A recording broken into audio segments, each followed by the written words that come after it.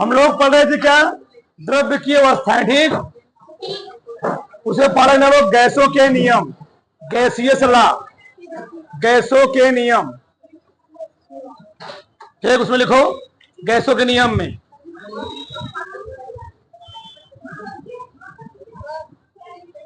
भी रखे हो।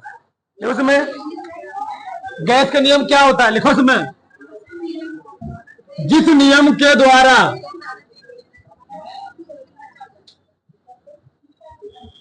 जिस नियम के द्वारा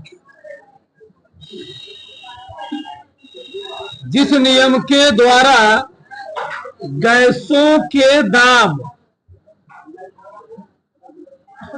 गैसों के दाब आयतन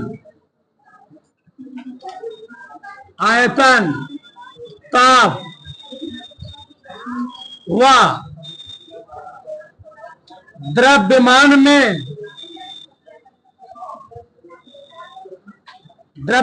में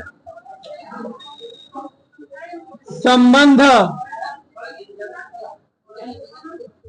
स्थापित किया जाता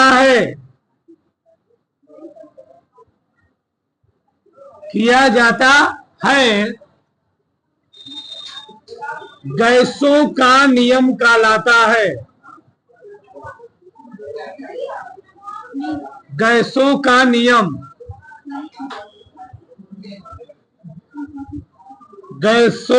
नियम कहलाता है, ठीक है। तो जिस नियम के द्वारा गैसों के दाब, आयतन, ताप व द्रव्यमान में क्या कीजिए संबंध स्थापित किया था, उसको हम लोग कहते क्या, गैसों का। ठीक। अब ये देखो, गैसों के मुख्य रूप से बहुत सारे नियम होते हैं ना। अरे हम बात करें गैसों के मुख्य रूप से 4 ही नियम, कितने नियम होते हैं, 4। देखो गैसों के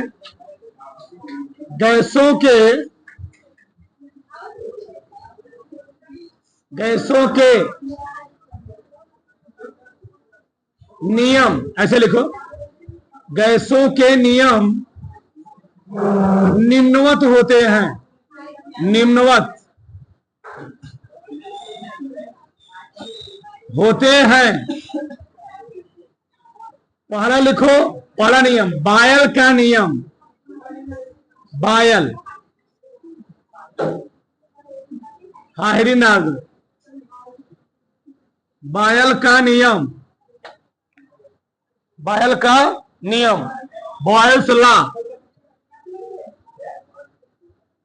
बॉयल्स लॉ, ठीक।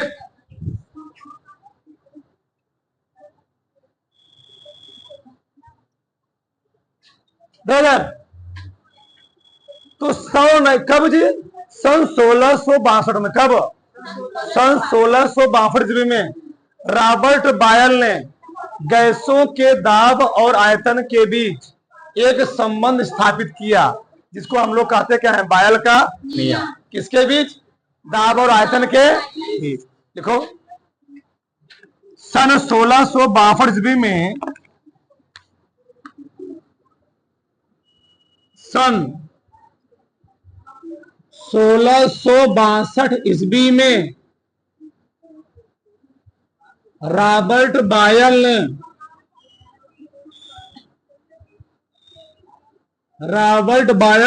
ने गैसों के दाब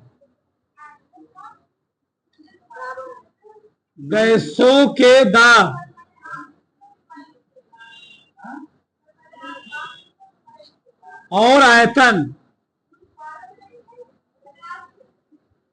गैसों के दाब और आयतन के बीच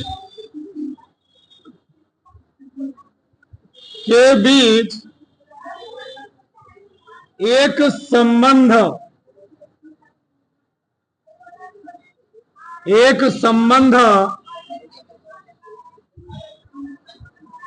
स्थापित किए, जिसे बायल का नियम, जिसे बायल का नियम कहते हैं। ठीक, तो नियम क्या था? एक लाइन छोड़ लिखो इन्वर्ट कॉमा के अंदर। इस नियम के अनुसार, इस नियम के अनुसार स्थिर ताप पर, स्थिर ताप पर, इस नियम के अनुसार स्थिर ताप पर किसी गैस की, किसी गैस की निश्चित मात्रा का आयतन, निश्चित मात्रा का आयतन उसके दाब के, उसके दाब के व्युत्क्रमानुपाती, उसके दाब के व्युत्क्रमानुपाती होता है। ठीक, तो नियम क्या है जी? इस नियम के अनुसार स्थिर ताप पर किसी गैस की निश्चित मात्रा का आयतन क्या होता है? उसके दाब के क्या होता है जी? व्युत्क्रमानुपाती होता है। बात समझ में आई? अब आगे देखो, कहने मतलब क्या है? मानो, अब लिखना बंद कर दो, इधर देखो, समझो। माना, माना स्थिर ताप पर, माना स्थिर ताप पर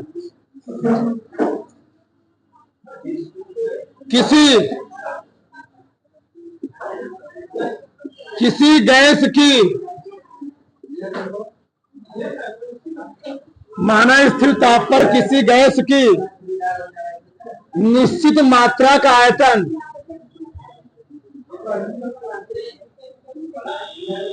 निश्चित मात्रा का आयतन भी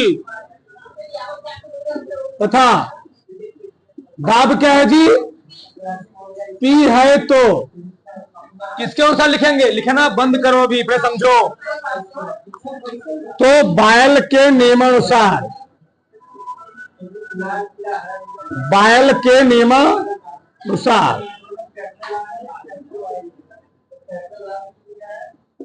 तो बायल के नियमानुसार क्या होगा?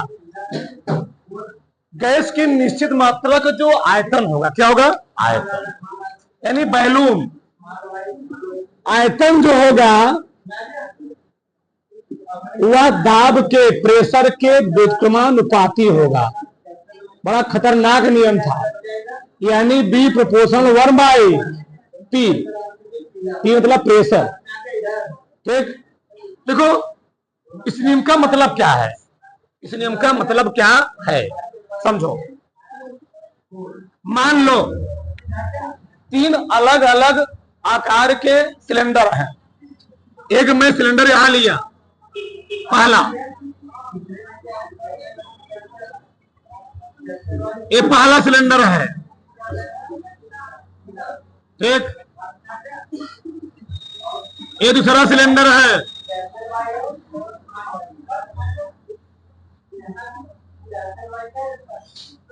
ठीक, ये है तीसरा सिलेंडर।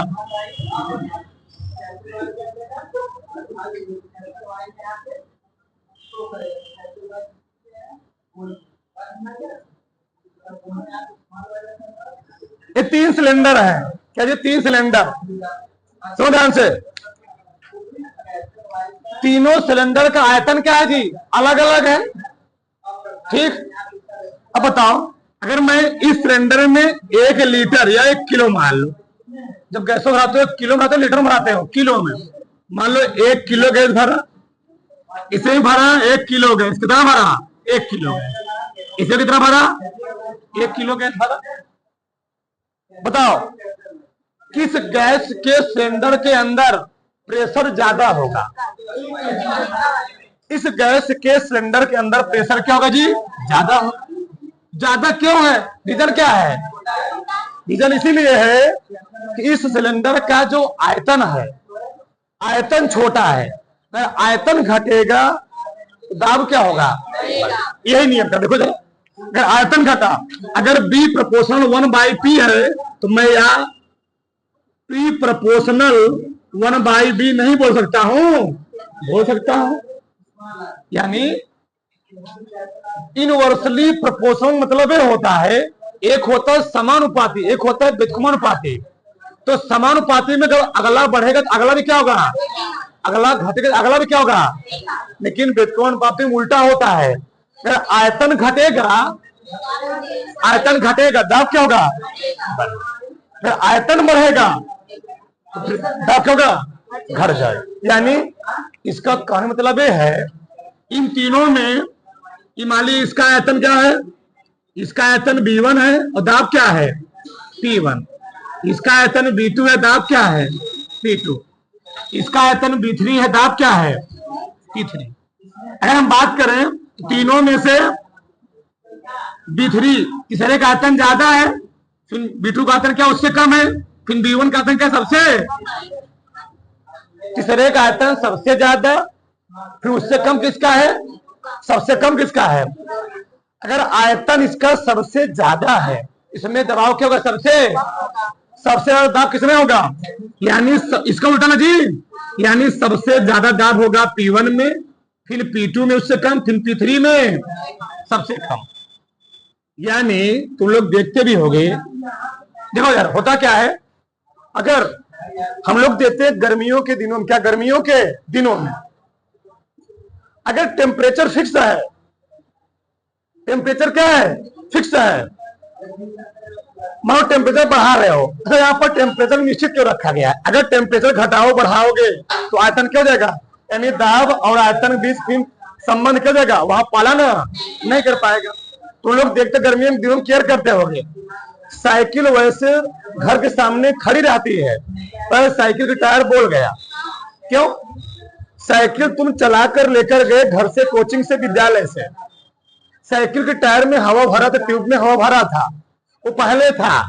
लेकिन होता क्या है, जब गर्मी पड़ा क्या हुआ, गर्मी, टेम्परेचर बढ़ रहा है ना, गर्मी दिन में टेम्परेचर बढ़ा, जब टेम्परेचर बढ़ा तो टेम्परेचर बढ़ने से होता क्या है, जो टायर में गैसें भरी थी, जो टायर में एयर भरा था, उन एयर के बीच, उन गैसों के बीच जो अणु होते हैं उनको एनर्जी मिलती, क्या मिलती है, एनर्जी।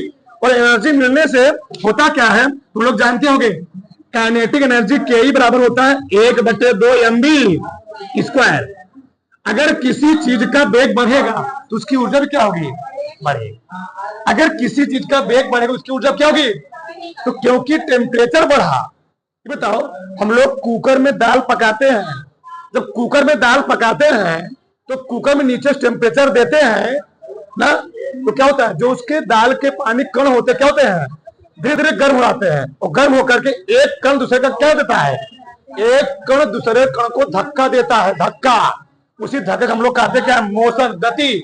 इससे क्या होता है, सभी कण क्या होते हैं, सभी कण गति अवस्था में आते हैं, और उनके बीच में एक एनर्जी डेवलप हुआ थी, उसको हम लोग कहते हैं गतिज ऊर्जा। और आपस में टकरा टकरा करके वो अपनी ऊर्जा इतना ज्यादा बढ़ा लेते हैं, उनके बीच में कुकर के अंदर दबाव क्या होता जी, कुकर के अंदर प्रेशर क्या होता है, बहुत ही ज्यादा। अगर कुकर पतला क्या हो, अगर कुकर थोड़ा मोटा ना हो, क्या करते हैं, वहीं पर फट जाए। उन्हें देखते भी होंगे, अगर कुकर फटता क्या होता है, क्या होता है, बहुत बड़ा कंडीशन वहां क्रिएट कर जाता है। इसका सोचो, वो टायर था, टायर में गर्मी के दिन में क्या हुआ, ताप बढ़ा, तो ताप बढ़ा क्या होता है, जो टायर में गैसें भरी हुई थी उसके अणु क्या करने लगे, गति करने लगे, तो अंदर क्या होता है, गति करने से टायर क्या होता है, फूल जाता है, और फूलने से क्या करता है, फट जाता है। यही चीज है यहाँ पर। तो बात समझ में आई। तो बायर का नियम बड़ा खतरनाक नियम है, ये हर जगह अप्लाई होगा।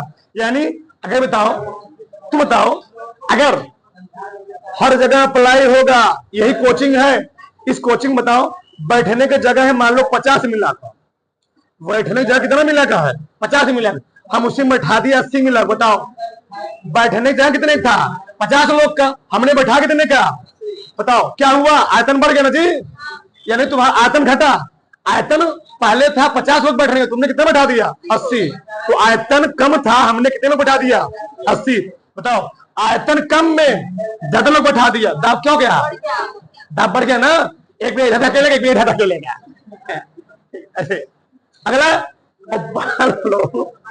बैठने का है 50 मिला का, हमने बैठा दिया 10 मिला का, आराम से बैठ के आधा मिला पैरों फैला लेंगे, सोएंगे उसे। यानी दाब तब क्या हो गया जी?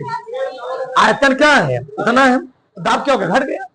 ऐसा में हर जगह नियम अप्लाई होगा। तुम लोग देखते भी होगे, कभी कभार तुम पता चला कि तुम हाईवे पर चल रहे हो, बगल तुम साइकिल लेके जा रहे हो घर पर, कोई ट्रक जा रहा है, बगल ट्रक का टायर क्या कर गया? बोल के।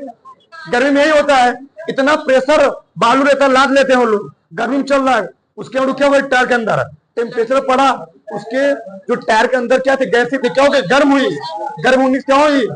उनमें ऊर्जा उत्पन्न हुआ, ऊर्जा उत्पन्न से क्या? उससे कण गति करने लगे, क्या हो गया? बोल गया। और जब ट्रक का या बस का टायर दगता है, ब्लास्ट करता है, अगर उसके पास तुम आ गए ना तो तुमको क्या करे? खतरा हो जाओगे, बड़ा दिक्कत होता है ब्लास्टिंग।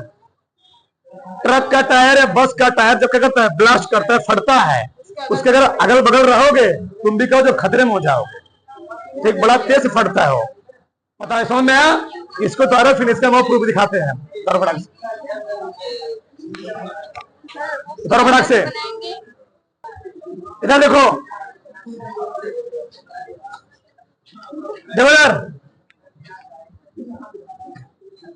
हमने बायल के नियमानुसार क्या सीखा? देखो यार, बायल के नियमानुसार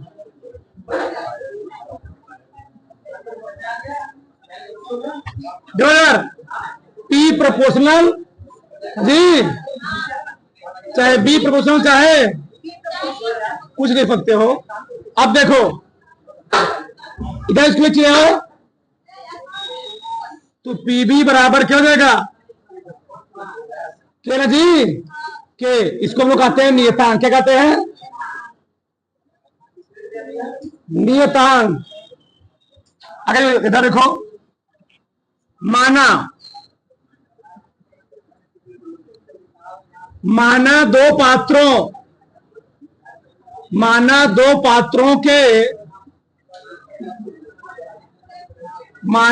पात्रों के गैसों का आयतन, माना दो पात्रों के गैसों का आयतन B1 हुआ क्या जी? B2 तथा दाब, बोलो मत, तथा दाब P1 हुआ P2 है। तो मतलब दो अलग अलग मैंने क्या लिया? पात्र लिया। क्या लिया? पात्र लिया। पहले पात्र का आयतन B1, दूसरे का है B2। पहले पात्र में जो दाब है क्या है? P1, दूसरे पात्र में दाब क्या है? P2। बताओ, तो पहले पात्र की नियत है, नियत मतलब कभी बदलेगा नहीं, एक कांस्टेंट है, यानी P और B गुणा करेंगे क्या रहेगा? हमेशा निश्चित मान आएगा, फिक्स मान आएगा। ऐसा समझो, हम इस क्या है? P1 गुणे B1 करूंगा, मान लो आया 20, कितना आया? 20, तो अगला में P2 गुणे B2 करूंगा, अभी कितना आएगा? ये होता है नियत। P1 और B1 गुणे किया, आया 100, तो अगला में जब P2 और B2 गुणे तभी कितना आएगा जी? यही है नियत। यानी बताओ, पहले पात्र के लिए क्या लिखोगे? पहले पात्र के लिए, पहले पात्र के लिए क्या लिखेंगे? P1 B1 बराबर क्या लिखूंगा? नियत लिख लो। क्या लिख लो? नियत है, क्या लिखो? तुम्हारा जो मन के वो लिख लो। K1 लिख लो। क्या लिख लो? K1 पहले पात्र है ना, ठीक। दूसरे पात्र के लिए क्या लिखेंगे? बोलो, दूसरे पात्र के क्या लिखेंगे? P2 B2 बराबर, इसको मानो समीकरण नंबर 1, इसको मानो समीकरण नंबर 2, ठीक। एक है, कांस्टेंट है, खत्म हो जाएगा। तो बता क्या बचा? यानी P1 B1 किसका हो जाएगा? P2 B2। यानी समीकरण था समीकरण 2 से, समीकरण था समीकरण 2 से, समीकरण 2 से क्या निष्कर्ष निकला? अरे भैया ए भी 20 है, ए भी 20, ए भी 100, ए भी 100, तो दोनों बराबर हुए ना, तो बराबर हुए। तो मैं लिख सकता हूं P1 B1 बराबर क्या? P2 ऐसा फॉर्मूला निकलेगा, इससे तुम हर सवाल लगा लोगे। तो P1 वाला पद एक साइड करो, B1 वाला पद, तो P1 अपान क्या लेगा P2 बराबर B2 अपान B1, ये निकल गया फार्मूला। तो एक अब देखो कैसे हम लोग ग्राफ प्लॉट करते हैं, यदि तुम लोग कर लोगे ग्राफ प्लॉट करने में समस्या होती है। ठीक, हमको P और B के बीच में क्या प्लॉट करना है, ग्राफ। 4 ग्राफ बनाएंगे, देखना बहुत ध्यान से।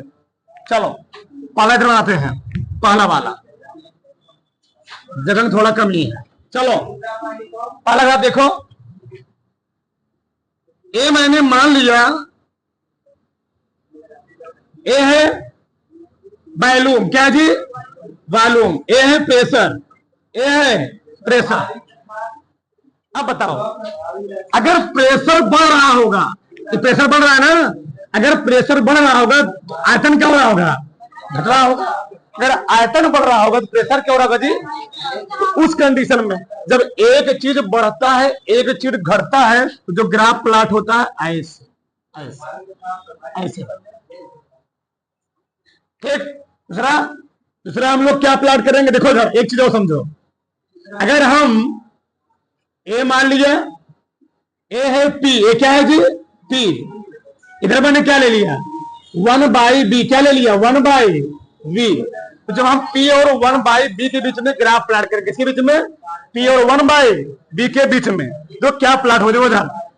बताओ हमने समीकरण क्या देखा था, B proportional 1/p, B proportional 1/, लेकिन हमको B के स्थान पे लिखना क्या है, B का स्थान लिखना क्या है 1/v, तो प्रोपोर्शनल 1/, तो दोनों बराबर हो जी, यानी P प्रोपोर्शनल V हो गया। 1/v और P का मतलब यह है कि हमको B का स्थान लिखना क्या है 1/v, यानी P प्रोपोर्शनल किसके हो गया। अब देखो यानी अगर मैं V का, अरे भैया समझो तुम, x प्रोपोर्शनल y, अगर x का मान भी 1 होगा तो y का मान कितना होगा 1 होगा। अगर x का मान भी 2 होगा तो y का मान कितना होगा 2 ना जी भैया। x का मान भी 3 तो y का मान भी, x का मान भी 4 तो y का मान भी, यानी ग्राफ ऐसे प्लॉट होगा, एक सीधी रेखा। जब क्या बनेगा, जब P और 1/b के बीच में प्लॉट करोगे तो तब एक ग्राफ प्लॉट होगा ऐसा। बात समझ में आ रही है। ग्राफ नंबर 2 है।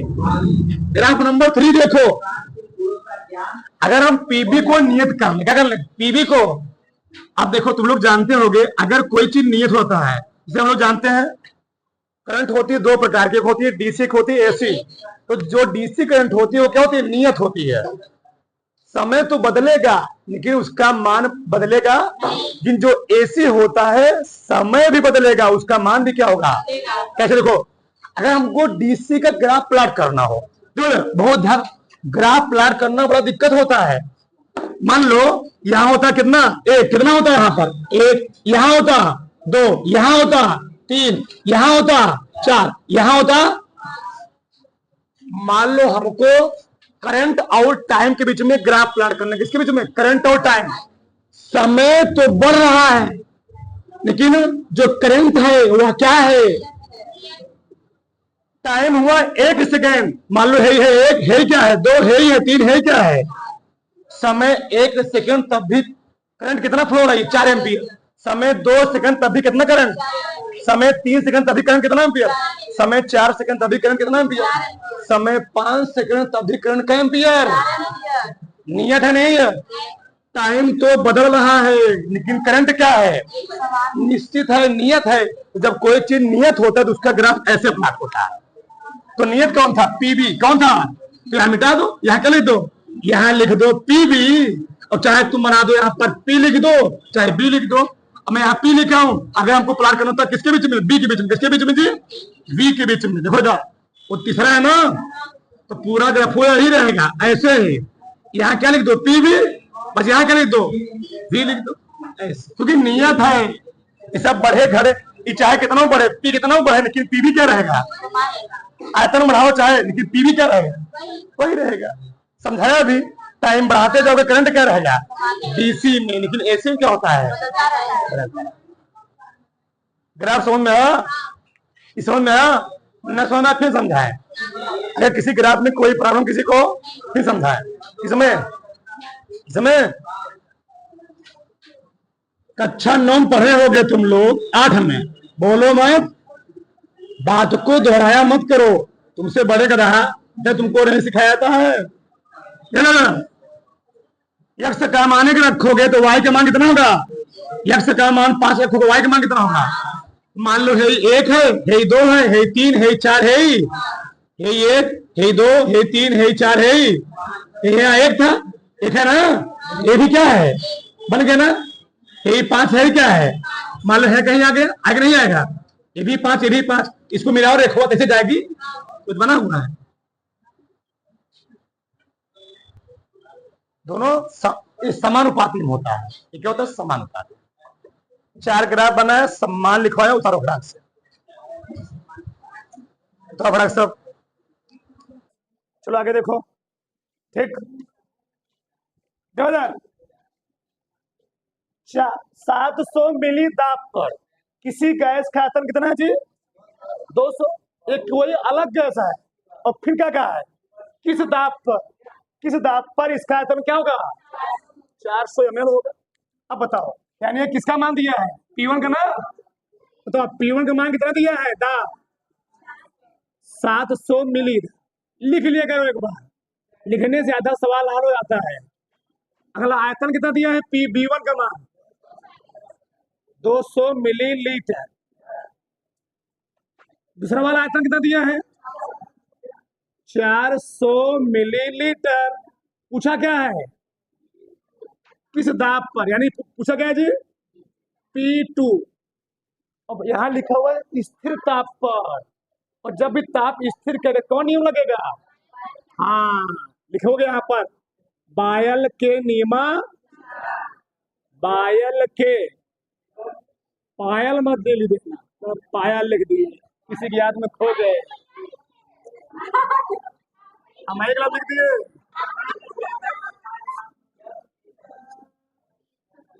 इधर अभी क्या लिखा था?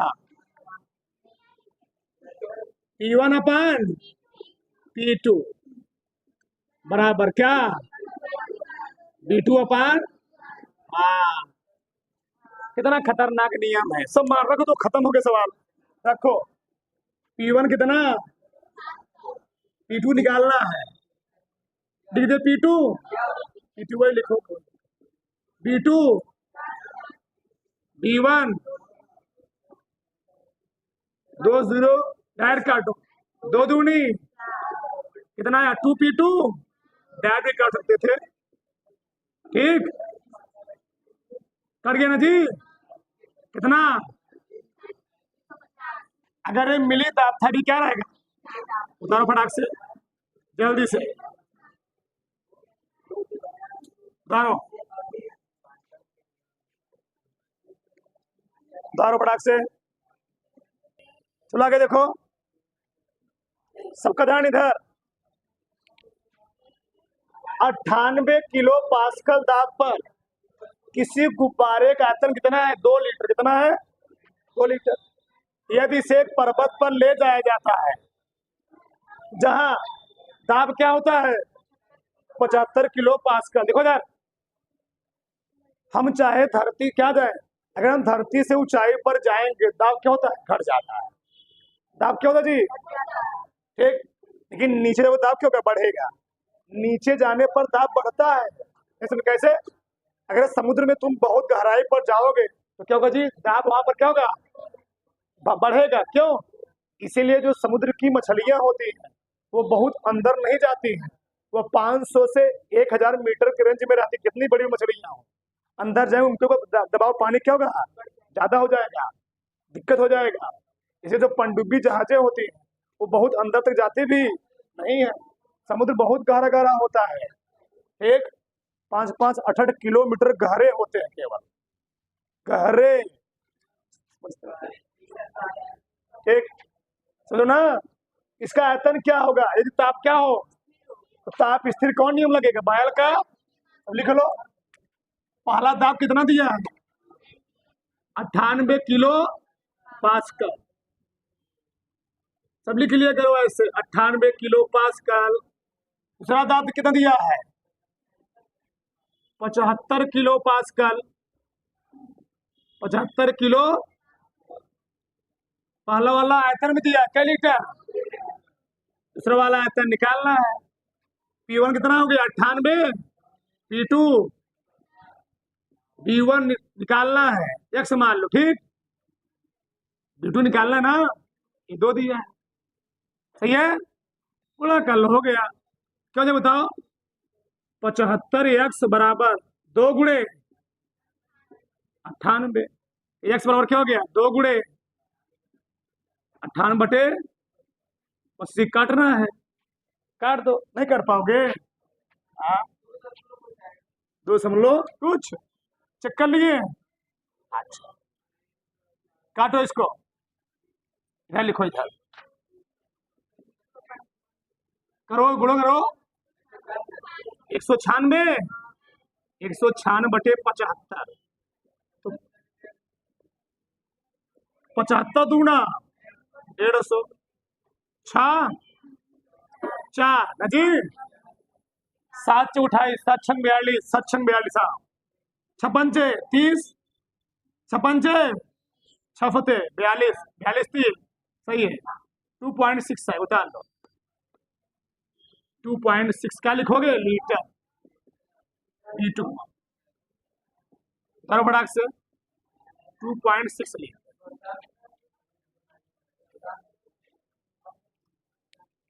तारो आगे देखो।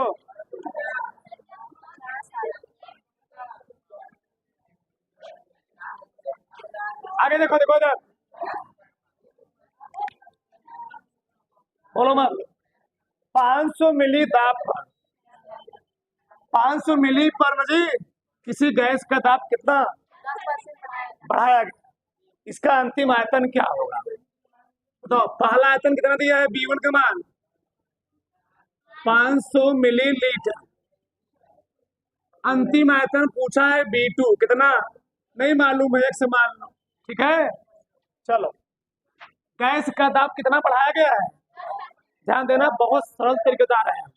जब भी 10% बढ़ाया जाए, कहेगा 10% बढ़ाया गया, तो पहला वाला माना करो 100, दूसरा वाला 10 जोड़ 200 110। कहेगा 20% घटाया गया, तो पहला वाला हुआ 100। अब दूसरा वाला क्या लिखोगे? 100 में से 20 घटा दो, कितना आएगा? यहाँ का है 10% बढ़ाया गया, तो पहला वाला दाब कितना होगा? 100। 10% बढ़ाया गया ना, दूसरा वाला हो जाएगा बढ़ाया गया है, 100 + 10 कितना हो जाएगा? बस हल कर लो।